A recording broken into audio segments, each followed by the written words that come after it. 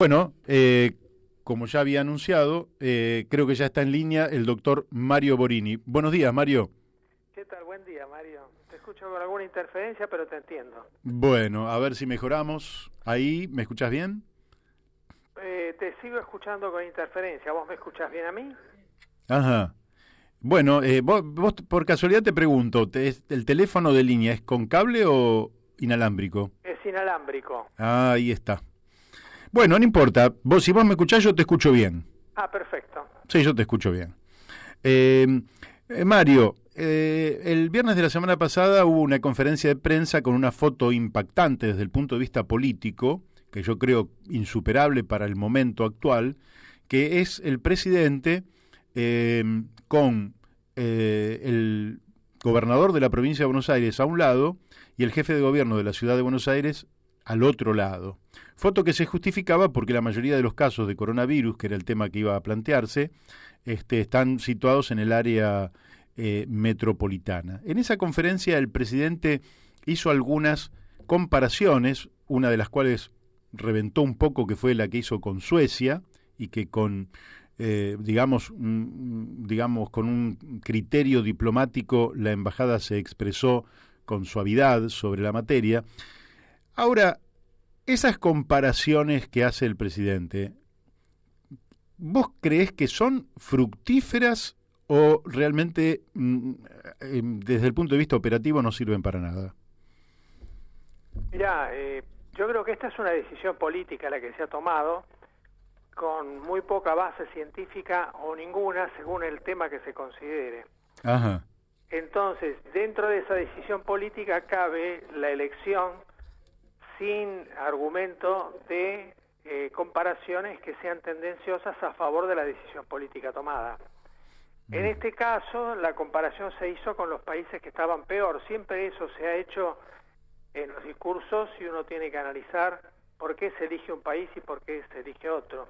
Eligió a Suecia, pero lo comparó con Noruega. Suecia no tuvo cuarentena, en realidad tuvo una recomendación para la población de asumir voluntariamente compromisos de higiene, de lavado de manos, de distancia física, y en cambio Noruega hizo una cuarentena estricta. Si él hubiera hecho la comparación entre Suecia y Suiza, la comparación no lo hubiera favorecido, porque Suecia y Suiza tienen 26 muertos por millón, los dos, y Suiza tiene una cuarentena estrictísima. Ajá. Por otra parte, si hubiera hecho alguna comparación con el total del mundo, le hubiera dado que Argentina está en el lugar 38 de 168 países, yendo de mayor mortalidad a menor mortalidad. Quiere decir que tampoco está en una situación favorable en la presentación pública. Además, si lo hubiera comparado con países de África, por supuesto que la pérdida hubiera sido definitiva, digamos, si se compara con Eswatini, que tiene 2 muertos, o Zimbabue, que tiene 4, o Qatar, que tiene 12, o Omán, que tiene 13, pero si lo hubiera hecho con América Latina, también eligiendo los países, podría haber elegido países que la dejan a Argentina en situación muy desfavorable, como Nicaragua con 5, Haití con 12, Paraguay con 10, Uruguay con 17 y Argentina con más de 300.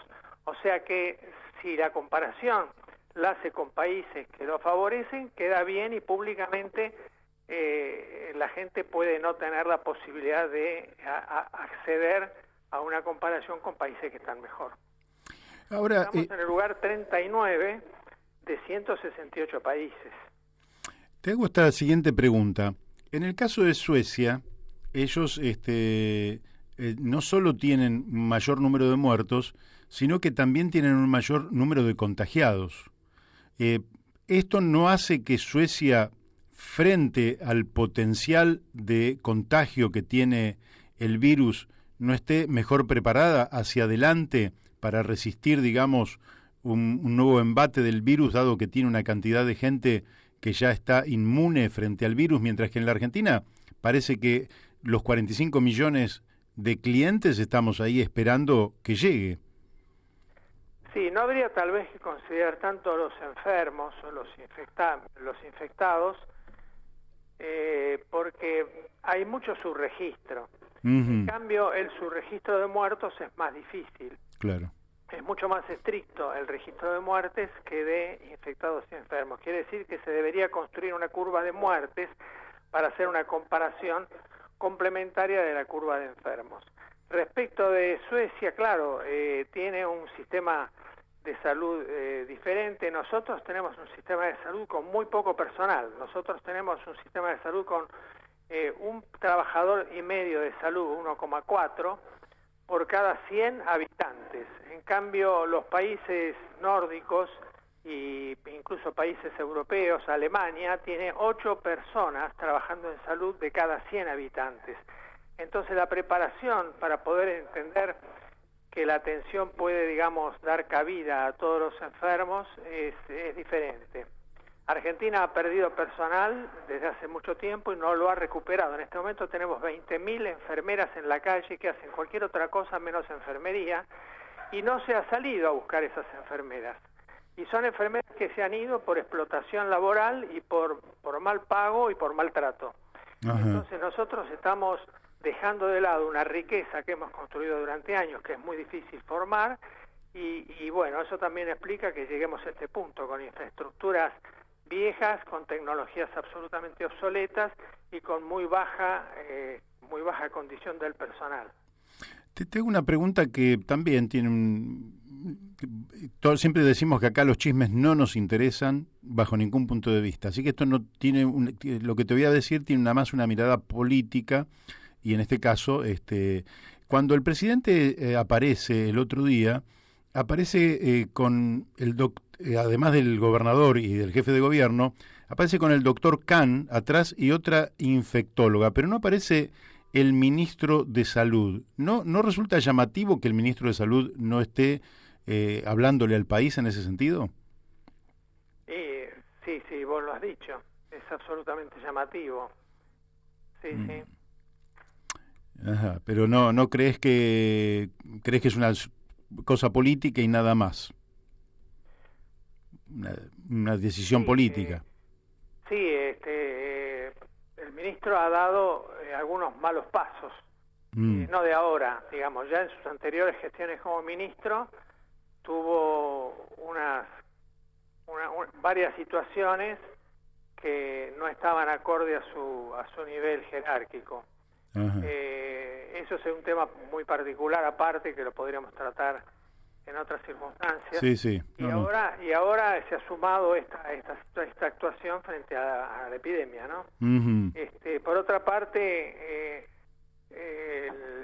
los asesores que tienen distinta jerarquía. Por ejemplo, en el caso que vos nombraste a Pedro Khan, forma parte de la Fundación Fundación Huésped, de la cual es presidente, pero tiene un apoyo muy importante desde el punto de vista de los laboratorios que financian la fundación. Así que eso también le da una situación de poder relativo diferente a la de los otros participantes, miembros del comité, ¿no? Uh-huh. Y la doctora Roses, que estaba en la reunión, fue la anterior directora de OPS, a propuesta en ese caso de Ginés en su momento. Así que también viene desde una posición muy alta en la construcción de salud a nivel internacional, ¿no? Aquí en el área metropolitana hay todavía una gran cuota de miedo respecto de la posibilidad de contagiarse el virus, al tiempo que las encuestas muestran que hay menos miedo que al comienzo, y lo que se subvaloraba, que era el tema económico, porque los primeros días siempre es más sencillo aguantar los primeros días que aguantar muchos días, también esa preocupación empezó a crecer. ¿Vos estimás que se puede prorrogar en forma estricta mucho más tiempo en el área metropolitana esta cuarentena tal cual está planteada hasta el 24 de mayo? Y es una decisión, como te decía, política, ¿no? Y depende un poco de lo que uno piense acerca de la cuarentena. En realidad, las 5 claves para conducir un proceso epidémico son que uno tenga el control de la frontera, que uno encuentre los casos, que detecte los controles, que realice una higiene pública y que haya una excelente comunicación participativa con la población. La cuarentena es una decisión optativa adecuada a las circunstancias. Decíamos en programas anteriores que con una cuarentena mucho menor se podría haber asumido un país que mantenía su actividad en todos los órdenes. Alcanzaba con cuarentenar a lo mejor 5 o 6 millones de personas y los otros 40 millones seguían en sus actividades habituales. Cuando hablamos de cuarentenar, se puede hablar de cuarentena domiciliaria, de cuarentena barrial, de cuarentena de partidos o departamentos, de cuarentena provincial o de cuarentena nacional. Acá se asumió la cuarentena nacional total obligatoria, lo cual es un desconcepto grave, y han participado de esto los infectólogos, el geriatra, la pediatra y la administradora institucional, que forman parte del comité de 9 personas que asesoran al presidente. Evidentemente faltó ciencia social, ahí faltaron epidemiólogos, faltaron demógrafos, faltaron sociólogos, faltaron psicólogos, faltó gente del derecho, faltaron enfermeras y faltó representantes de la población, como podría ser los agentes de salud. Quiere decir que es una comisión que ya estaba constituida con este sesgo. Entonces la cuarentena nació domiciliaria total y obligatoria porque ya tiene un sesgo de concepción. En el caso de la AMBA, lo que puede haber son cuarentenas barriales, donde se mantiene la actividad dentro del barrio, pero el barrio queda cerrado, dado que no puede haber una cuarentena domiciliaria en casas que son casas habitación, que a veces tienen 4, 5, 6 y hasta 10 miembros, donde la cuarentena evidentemente es imposible desde el comienzo. Y acá se ha dado el fenómeno de que siendo la epidemia, una epidemia que comenzó en el hemisferio norte, o sea que afectó más a los países más centrales, ahora resulta que las políticas públicas que se han tomado han aumentado la pobreza, o sea que son clasistas. Sí. Han aumentado la pobreza en 5 puntos y medio desde el 1 de enero hasta el 31 de marzo. ¿Cuánto afectó en eso a la cuarentena? Es poco porque todavía no se va a ver del todo, dado que la cuarentena estricta comenzó en Argentina el 19 de marzo. Pero vamos a ver qué pasa en el segundo trimestre. Ojalá que esto se revierta. Pero digamos que las políticas públicas han empeorado la condición social. Sí, eso es irrefutable, es eso. ¿Vos creés que puede haber, porque una de las cosas que se pregunta la gente y que la hemos hablado es, bueno, pero claro, el virus está ahí, ¿no? Y nosotros estamos en casa. En algún momento terminamos la cuarentena y en ese momento ¿se puede dar entonces el crecimiento exponencial de contagios y entonces, bueno, llegar a un pico rápidamente en cualquier momento? ¿O pensás que el virus puede estar perdiendo potencia, como en algún momento dijo Stamburian, por ejemplo? Sí, acá varias personas ya han anticipado que la virulencia del germen puede reducirse ostensiblemente. Entre ellos, el descubridor del VIH, Jean-Luc Montagnier, informó que según su estudio del virus, tiene una secuenciación genética que habla de que es un ensamble de virus, con lo cual se estaría delante de un fenómeno artificial. El ensamble sería entre el coronavirus y partes del VIH. Esa secuenciación, que no es natural, según Montagnier, llevaría a la falta o la pérdida de viabilidad del virus, de tal manera que el virus iría perdiendo virulencia y que predominó en el hemisferio norte durante el frío, y ahora que el frío viene al hemisferio sur y sería esperable un pico acá, a lo mejor no se produce porque el virus ha perdido incluso no solamente virulencia, sino que ha perdido la posibilidad de sobreexistir, dada su falta de armonía natural, como señala Montagnier. Este fenómeno también fue ratificado ayer en Italia, donde los epidemiólogos y clínicos italianos hablan de que los casos que antes llegaban en forma extremadamente complicada, ahora llegan y se van a su casa rápidamente, muy mejorados, con lo cual están viendo que los casos se presentan reflejando una virulencia menor del virus, sea o no por el ensamble de virus que habla Montagnier, que evidentemente habla de un fenómeno artificial, ¿no? Así que no se podría saber qué es lo que va a pasar acá. De todas maneras, el gobierno, por un lado, gana aplausos diciendo que ha mejorado mucho el sistema, y por otro avisa que va a haber un pico tremendo en junio. de tal manera que si el pico se produce, el sistema habría mejorado como para atenderlo, y si el pico no se produce, se lo va a atribuir al manejo de la cuarentena, lo cual es totalmente inexacto, ¿no? Y si vos tuvieras que, digamos, aconsejar a partir del 24, es decir, a partir del 25 o del martes 26 de mayo, porque el 25 va a ser feriado, así que va a ser un día también apagado, ¿vos harías algún cambio sustancial? ¿Aconsejarías hacer algún cambio sustancial en el manejo de la cuarentena, sobre todo en el área metropolitana? Porque creo que en el resto del país se ha flexibilizado bastante y la cosa parece tender a normalizarse en algún sentido. Sí, yo creo que, digamos, hay muchas cosas que se podrían discutir una a una, cada uno puede tener una opinión diferente. A mí me parece que esta cuarentena basada en fuerzas de seguridad se tiene que transformar en una cuarentena manejada por equipos de salud. Bien. Estos equipos de salud tendrían que estar en el área programática. Los planes sociales que se han dado podrían servir para que la gente se incorpore como agente de salud y trabajar en esas áreas. Yo calculo que con 500 personas por millón que se incorporen y sumarían alrededor de 10.000, 12.000, 13.000 personas, el control de la salud, no de la epidemia ahora, sino si esas personas que ahora tienen planes permanecieran en el sistema de salud con designación permanente, el sistema de salud crecería en personal, no igualaría a los países que tienen más personal, porque con 1,4 está muy lejos de los 8, o de los 7, o de los 6, o de los 5 personas por ciento que trabajan en el sector salud en otros países, pero habríamos adelantado muchísimo, y si se recuperan buena parte de las 20.000 enfermeras que están sin trabajar pero formadas, el país daría un ejemplo de sensatez para surtir al programa del personal. Ahí, con cuarentenas barriales y asistencia por los equipos centrados en el apoyo a las medidas de higiene personal y local, se podría reiniciar la actividad dentro de los barrios y por supuesto en las provincias que tienen caso cero, o en los partidos de la provincia de Buenos Aires que tienen caso cero, ni qué hablar.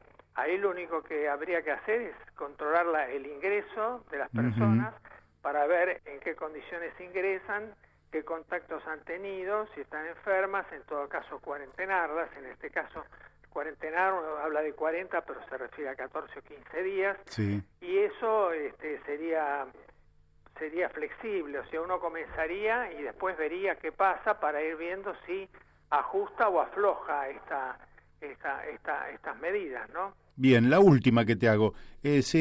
Hay una aplicación ahora que supongo que conocerás, que ha merecido una fuerte discusión en tanto para algunos se le estaría transmitiendo al Estado una información sensible y entonces la privacidad estaría en riesgo, pero para otros es simplemente un mecanismo tecnológico a partir del cual el sistema de salud puede atender a los individuos que que se suman a esta aplicación por el teléfono celular. ¿Cómo estás viendo vos? ¿Qué experiencia hay en el mundo acerca de algo parecido? Bueno, los países que tienen dictaduras, que están manejadas por dinastías, por sultanatos, por emiratos, esos países no tienen un límite ético para penetrar la privacidad de las personas. Privacidad puede querer decir privativo, lo que es mío y no lo comparto, pero también puede querer decir intimidad. Y bueno, eso es un derecho que se perdería si hay pérdida del anonimato en esas aplicaciones. Esas aplicaciones con anonimato igual rendirían un gran servicio porque podrían dar ubicación, podrían dar contactos, podrían dar estado de salud, y si el sistema se maneja con algoritmos que ya estén preparados para recibir las respuestas a través de WhatsApp o a través de cualquier aplicación que se haga por Internet, el sistema le contestaría con recomendaciones de lo que se puede hacer en cada caso sin tomar idea de cuál es la identidad de la persona, pero se podría mapear perfectamente el origen de las comunicaciones recibidas y con ese mapa se podría saber dónde acentuar el esfuerzo del sistema de salud y de dónde obtener recursos para derivarlo a los lugares más graves. Y esto no significa ubicar en forma personal a nadie. Me parece que este anonimato hay que resguardarlo a toda costa, ¿no? Bien. Bueno, Mario, te agradezco muchísimo la amabilidad que has tenido de comunicarte con nosotros. Creo que nos has dado una clase. Si te quedó algo en el tintero, me lo decís, y si no, te agradezco y te mando un fuerte abrazo. Bueno, te agradezco yo también de mi parte y seguimos en comunicación cuando lo deseen. Bárbaro. Bueno, en un par de semanas seguramente volveremos a charlar. Fuerte abrazo. Igualmente para vos. Gracias. Bueno, hemos hablado con el doctor Mario Borini, toda una autoridad en la materia, y profesor de salud pública en la Universidad de Buenos Aires, y ustedes lo han escuchado,